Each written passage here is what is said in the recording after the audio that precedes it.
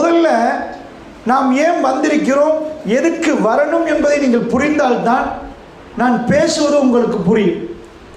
ஏதோ எதுக்கு வந்தோன்னு தெரியலன்னா, ஆண்களும் வந்திருக்கிறீங்க, வேலைகளை எல்லாம் விட்டு விட்டு ஆண்களும் வந்திருக்கிறாங்க, பெண்களாகிய நீங்களும் வந்திருக்கிறீங்க.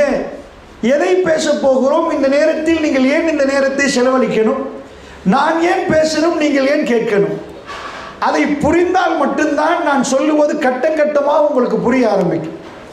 அன்பிக்கினியவர்களே, நம்ம எதை பற்றி பேச போகிறோம்னா உங்கள் பிள்ளைகளை பற்றி பேச போகிறோம். நீங்கள் ஒரு பேனா எடுங்க, ஒரு புக் எடுங்க, அதில் இதுவரைக்கும் நீங்கள் சேர்த்தத்தை எல்லாம் எழுதுங்க. பெண்களாகிய நீங்கள் என்னெல்லாம் நகை சேர்த்து வச்சிருக்கிறீங்களோ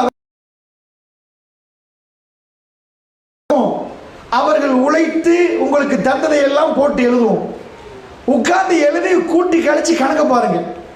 சில பேருக்கு லட்சமாக வந்து மீயும், சில பேர்களுக்கு கோடி கோடியாக காட்டும் கணக்கு. இவ்வளோ காலத்தில் ப்ராஃபிட் தான், இவ்வளோ வீடு வாங்கியிருக்கிறோம், வாசல் காணி பூமி அது இது வாகனம் எல்லாம் வரும்.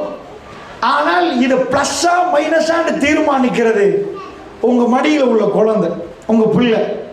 சில வேளை உங்களுடைய முழு சொத்தையும் பாப்பா முகத்தில் கரியை பூசிட்டு ஏதோ மூக்களையும் வாயிலையும் ஏதோ வச்சுட்டாருன்னு வைங்க, ஊருக்கு முன்னாடி தலை காட்ட முடியாத அளவுக்கு, நெஞ்சு வருத்தத்திலே இறந்து போயிருவோம்னு நினைக்கிற அளவுக்கு அதிபயங்கரம்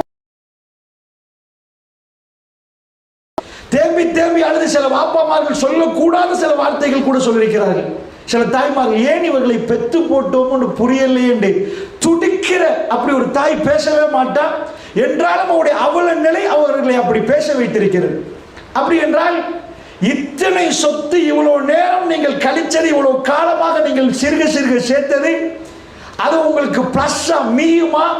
நீங்க கொடுக்க போற அடுத்த சந்ததி அவங்க கையில தான் கொடுத்துட்டு போறீங்க. அவர்களை நல்லபடியாக வளர்த்தாவா அது இவ்வளவு கால உழைப்புக்கு ஏதாவது அர்த்தம் இருக்கு.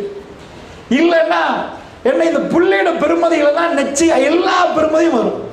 நீங்க கோடி என்று கணக்கு போட்டதெல்லாம் உங்க புள்ள பெருமதியை போட மறந்துருப்பீங்க. அது எவ்வளவு பெருமதி?